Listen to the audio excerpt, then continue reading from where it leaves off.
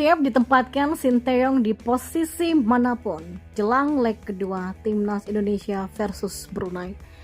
Yang kedua, jelang leg kedua lawan duel Brunei versus Timnas Indonesia, Sinteyong putar otak isi lini tengah. Dan informasi yang terakhir, Timnas Indonesia U17 kalah beruntun di laga uji coba Arkan KK lawan kuat bukan alasan.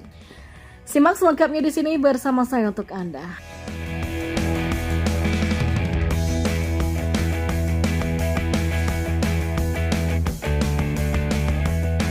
Informasi yang pertama.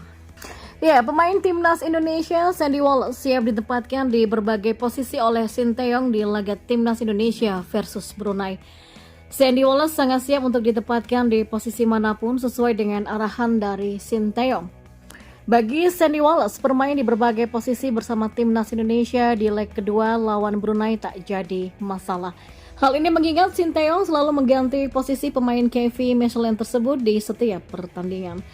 Sering berganti posisi tak lantas membuat Wallace menjadi underperform dan juga menyerah. Pemain berusia 28 tahun itu malah semakin bersemangat meski tak ditempatkan di posisi aslinya. Sandy bahkan dimainkan oleh Sinteyong sebagai gelandang jangkar di pertandingan leg 1 saat Indonesia kontra dengan Brunei. Pemain kelahiran Brasil itu juga mengaku ingin selalu mempersembahkan kemenangan untuk Indonesia ketika dirinya bermain. Saya akan melakukan semuanya untuk membantu tim Indonesia berkembang dan meraih kemenangan saat saya bermain, ujarnya. Bahkan dirinya menegaskan siap untuk menjalani posisi apapun saat perkuat Timnas Indonesia di setiap pertandingan. Jadi gelandang, bek kanan, bek tengah, striker di pertandingan Timnas Indonesia versus Brunei nggak masalah, kita lihat saja nanti, tegasnya.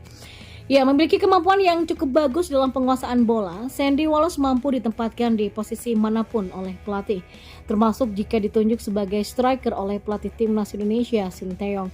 Pelatih asal Korea Selatan itu memang seringkali menempatkan Sandy Wallace tidak di posisinya, namun arsitek asal Korsel ini pun yakin Wallace dapat bermain bagus di setiap lini Timnas Indonesia. Pertandingan Sandy Wallace selanjutnya bersama Timnas Indonesia adalah melawan Brunei pada tanggal 17 Oktober nanti. Kali ini Timnas Indonesia akan bermain tandang di markas Brunei Stadion Hassan Al-Bolkiah pada pukul 7 malam. Dan di informasi selanjutnya, pelatih Timnas Indonesia Sinteyong harus putar otak menjelang pertandingan leg kedua putaran pertama kualifikasi Piala Dunia 2026 melawan Brunei Darussalam. Bukan karena kekurangan pemain, melainkan Sinteyong berlimpah posisi bek. Kemungkinan besar Sheini Patinama akan masuk dalam starting 11 dan meletakkan Pratama Arhan di bangku cadangan. Skuad Garuda akan menjalani laga leg kedua melawan Brunei Darussalam di Stadion Hassan Al-Bolkiah pada Selasa 17 Oktober nanti. Pada laga ini mereka mengincar kemenangan untuk memastikan satu tempat di putaran kedua kualifikasi Piala Dunia 2026 zona Asia. Namun sebelum itu akan ada sedikit masalah dalam penentuan skuad yang akan bertanding.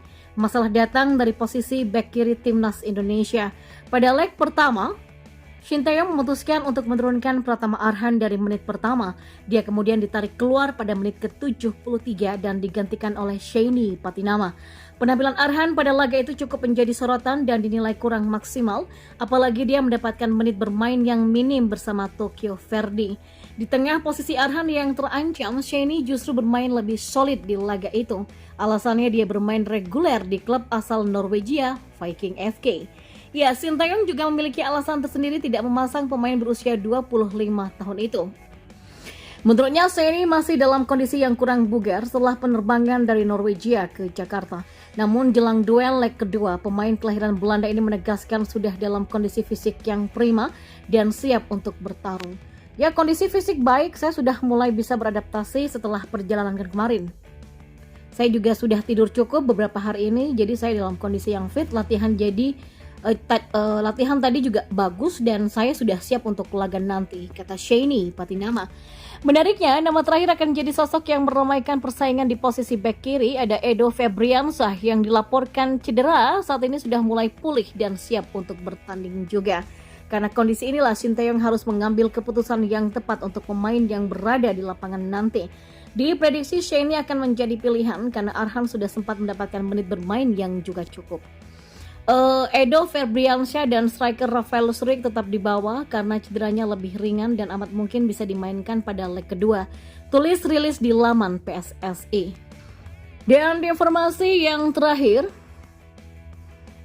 Timnas Indonesia U17 menelan 2 kekalahan beruntun pada laga uji coba di Jerman jelang Piala Dunia U17 2023.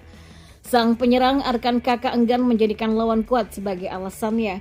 Timnas Indonesia U17 lagi-lagi menelan kekalahan. Terkini anak asuh Bima Sakti itu dihajar 0-3 oleh Mainz U19 pada laga yang berlangsung di Training Field Stadion Hamburg Mainz pada Sabtu 14 Oktober waktu setempat.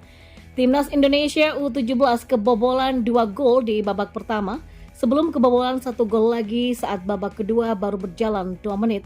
Usai laga, Arkan Kakak mengatakan timnya sudah menjalankan taktik dengan baik, hanya saja hasilnya masih belum maksimal. Alhamdulillah kita sudah menerapkan strategi dengan baik, tapi hasil yang didapatkan ya masih kurang maksimal, kata Kakak. Sebelumnya, Timnas Indonesia U17 juga mengalami kekalahan dari Eintracht Frankfurt U19 dengan skor yang serupa.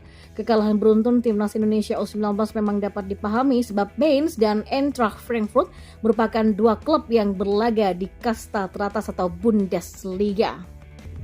Tak heran jika kedua klub itu memiliki tim junior yang amat tangguh, terlebih para pemain Mainz U19 punya postur yang tinggi besar. Namun Kakak enggan menjadikan hal itu sebagai alasan. Pemain Persis Solo itu ingin Timnas Indonesia U17 tak putus asa dengan bekerja keras melakukan evaluasi. Kita harus evaluasi dan lebih baik lagi ya, karena memang lawan di atas kita. Namun itu bukan jadi alasan buat kita. Kita harus berlatih dan bekerja keras lebih baik lagi, pungkasnya.